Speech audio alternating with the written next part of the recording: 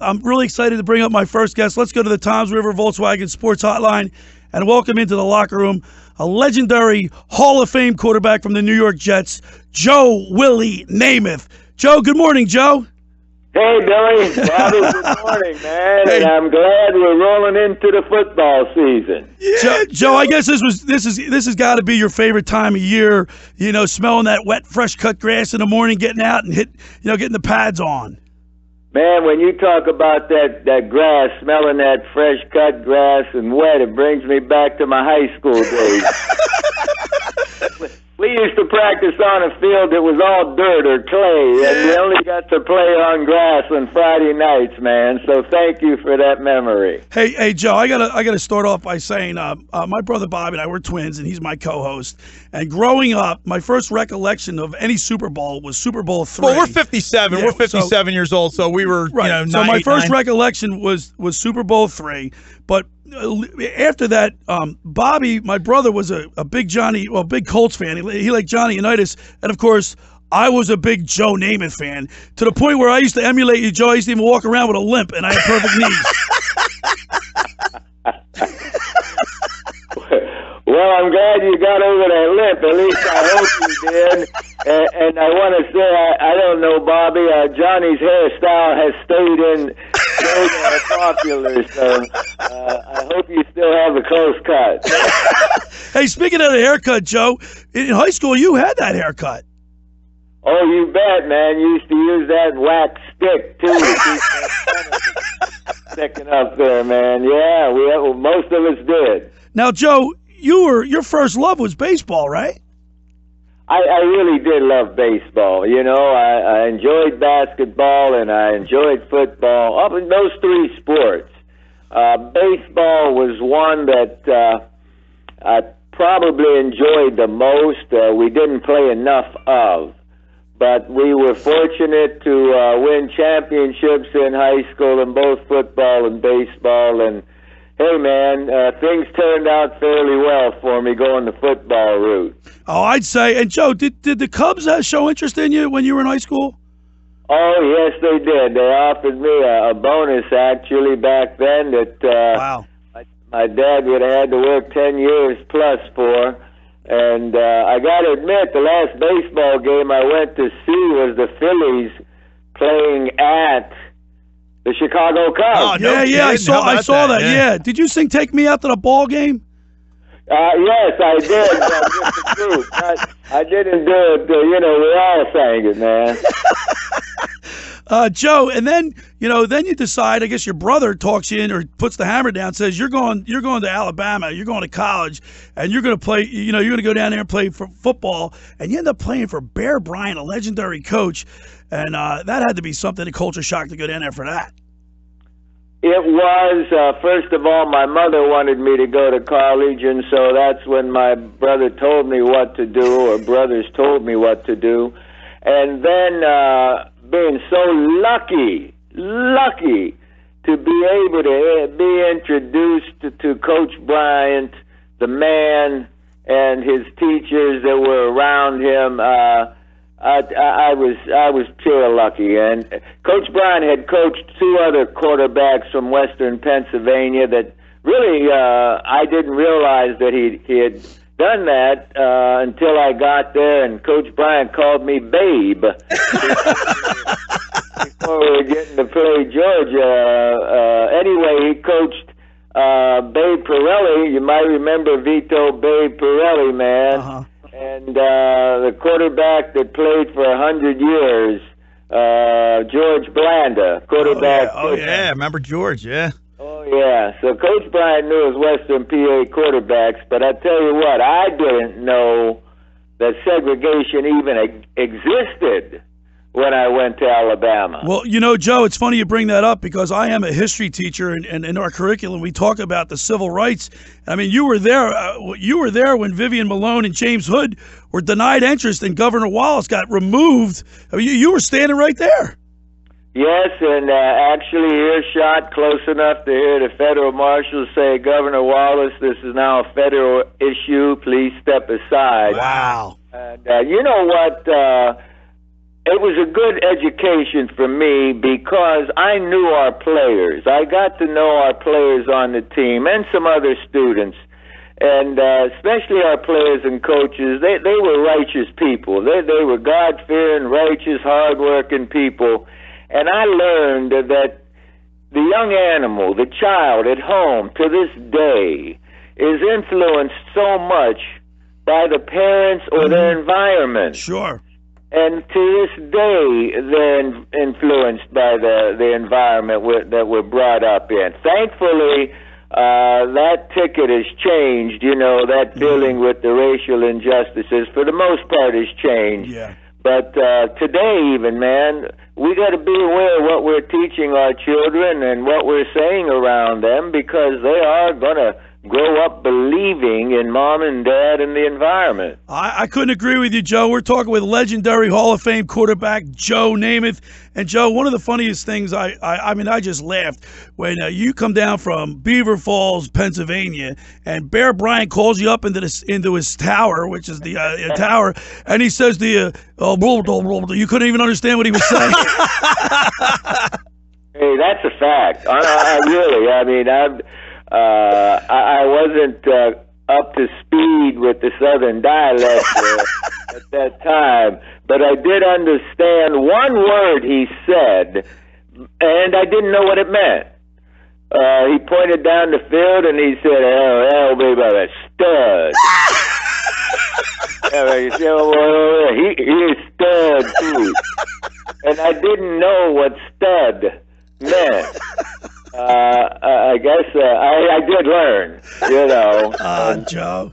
I mean, that's the things you remember. The stories, the little yeah. stories, the little story, and the stories. Wait a minute. Billy Bobby just reminded me of a dear friend of mine from New Jersey named Tad Dowd, and we were talking about reincarnation 30 years, 20 years ago, whatever. And Tad said he wanted to come back as secretarian. Why is that? Talking about wanting to be a stud. Joe, and then, Joe, now listen, you have a great college career. You win the national championship, and you were drafted by the Cardinals in the NFL, and then the Jets in the AFL, and, of course, the Jets wooed you. Well, yes, started out having an assistant coach on the staff named Chuck Knox. Wow. Chuck Knox was from Western Pennsylvania. And then the head coach was Johnny Unitas's head coach, Weave Eubank. Weave, he had yeah. won a championship with the Colts already, along with the ownership of the Jets. I mean, they were terrific people. Mr. Werblin and Leon Hess ended up just being great to every player on the team. It was a no contest in a sense. I really wanted to play with Coach Eubank and Chuck Knox and the owners of the Jets. I didn't have enough sense to think about the difference between New York City and St. Louis. Well, also the contract, I'm sure, helped you. You signed the first big contract anybody had ever seen at that point for $400. I think the total package was $427,000. So I'm sure that helped it. Well, I was doing the early AFL, NFL wars, recruiting wars, or signing wars, and even after I had let St. Louis, or we had let St. Louis know I wasn't interested, then my representative was asked if I would consider the New York Giants. If I just wanted to go to New York, would I play in the NFL with the Giants? But at that time, we had already agreed that we wanted to go with the Jets. We're talking with legendary Hall of Fame quarterback Joe Namath. And, of course, you go to the Jets, which we all know what happened there. But, Joe, you're the first quarterback to throw for 4,000 yards in a season. Can you imagine if you were playing today? Let's face it, all the injuries that you sustained over your career. I mean, now they can do ACL repair. You didn't have that. Carson Wentz is going to be back in like 9 months. Yeah, well, you hope Carson Wentz is going to be back. Foles has come up with a bit of an injury there, too, recently. So all of a sudden that's leaving the Eagles a bit worrisome. But the game's changed. It's always been a terrific game. It's changed. The ball players in general are bigger, faster, stronger. The coaches are smarter. You know, the coaches, the input from the coaches and the science, the medical science that's improved so much since the early 60s. Oh, yeah. Those have been huge factors in all sports. You know, not just the football field and game, but in other sports too. So the guys playing today, they're not only gifted and terrific, but they're fortunate to have received better handling just through the course of time. You know, man, they're sharper. Joe, you missed 6 full seasons to injury. That's amazing. Well, I don't know that they were full seasons, but I do know that I was lucky to play my first 5 seasons without missing a game, and then Lady Luck tested me a little bit more, you might say. Yeah, right. But we had a good run. Again, Billy, Bobby, the goal of any athlete, I've said this many times, at least with me, from Little League on, man, the goal is to first make the team and second, win that championship. And you got to do what it takes along the way to do either one. You know, you got to be good enough to make the team and then keep going. And to win a championship, it can be treasured for the rest of one's life, as mine and my teammates treasure our championships. Now, Joe, there's one question that I want to ask you, because I've been working on this, and out of all the things you're a Hall of Fame quarterback, QB. You did television. You were on the Brady Bunch and a lot of other shows. All right, you did movies with Ann Margaret. C.C. Ryder. You were on the broadcast team. You covered the sport with Monday Night Football. Out of all the things that you did, which one did you enjoy the most, and which one was the most difficult preparing for and gave you like the butterflies before you got started? Once again, man, I've been lucky, and I've had a lot of pleasures in my life, starting with my family and all, and the health we have.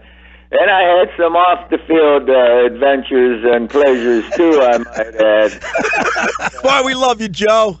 We won't go into that, but I tell you what, seriously, being able to help out situations. You know, you get into a time of life that you're able to keep growing, and you look around, you want to help out, and it's still a team effort. Billy, Bobby, I promise you, it's still a team effort, like a team game, and we started a foundation a couple of years ago, and we're trying to help people, whether they be children with disabilities, children that are abused, whether they be folks that have mild or severe traumatic brain injuries. We've gone into trying to keep our team that we've put together over the last 20 years growing and helping out in our humble way, man. So that's probably the best thing that's one of the best things that's ever happened to me. And that leads me right into the next thing, Joe. You know, your foundation, the Joe Namath Foundation, you've raised over $33 million for a lot of these charities. I mean, that's called giving back, and nobody can do it like you, Joe, as far as that goes. You know what, guys? I can remember back in the 50s, could have been the late 40s, when Dr. Salk and the March of Dimes, polio was ravaging the world, our country, and we went around collecting dimes as children, man. We had this little 8x6 card with slots on them to collect maybe $1 worth of dimes. Yeah, I remember that. I remember that. Yeah, I remember that. Yeah. Yeah. And by God, for the most part, we have. Dr. Salk came up with a vaccine that polio has, for the most part, been eradicated. But years ago, I stayed involved with the March of Dimes, and I still do, and that's led to continuing to want to help out. That started at home, you know, with our family at home, my mother, dad, brothers, sister, we all tried to help out, and I learned that from them, and so that's where we are today. And Joe, on September 12th and 13th, you got the Namath Foundation Legends Golf Tournament up there at the Bethpage State Park. I had an opportunity. We were here in Ocean City, but I was on the beach with with Rich Gannon the other day, and he said he's going to be there. He's really excited to come up and golf with you and see you and spend some time with you. But your Legends Golf Tournament is a big deal up at Bethpage State Park, and you got to be excited about that. Oh, I'm excited about it. And you mentioned Rich Gannon, man. I watched him play some great ball, boy. I was so happy for him when he kept growing. I remember him coming into the league, man, and he earned his way all the way to the top and winning championship, boy, being a part of he's terrific. He's one of my favorite people. And we do have legends come in, Hall of Famers from all sports, from entertainment, and we use 4 golf courses up there. Bethpage has been terrific to us and giving us that day to use it. And the better players, and there are some good players with the guys that come in and the ladies that are good players, get to play the Bethpage Black course, which, as you know, probably is the one that the Open's been held on, and I think the PGA is coming too soon. So the 12th and 13th of September are going to be a couple of fun days. Yeah, well, the 12th is the meet and greet party with you at the Long Island Marriott. And then, of course, the next day at 10 a.m., you guys are teeing off. And for more information, contact Joe Blaney at 914-649-6094 or go to Joe Blaney at joenamath.org. And it's a great event with a lot of great celebrities. Of course, you're the head ticket there, Joe. And, Joe, I just want to say I want to thank you so much for taking time to come on to the show. You were my childhood idol, and it's surreal to have you call in. I really appreciate it, man. Well, thank you, and Bobby, too. I've enjoyed visiting with you guys. You stirred up some pleasant memories. I like that. You're the best, Joe. Joe, have a great weekend, and we'll see you up at Bethpage. And you and your audience out there have a great weekend, too.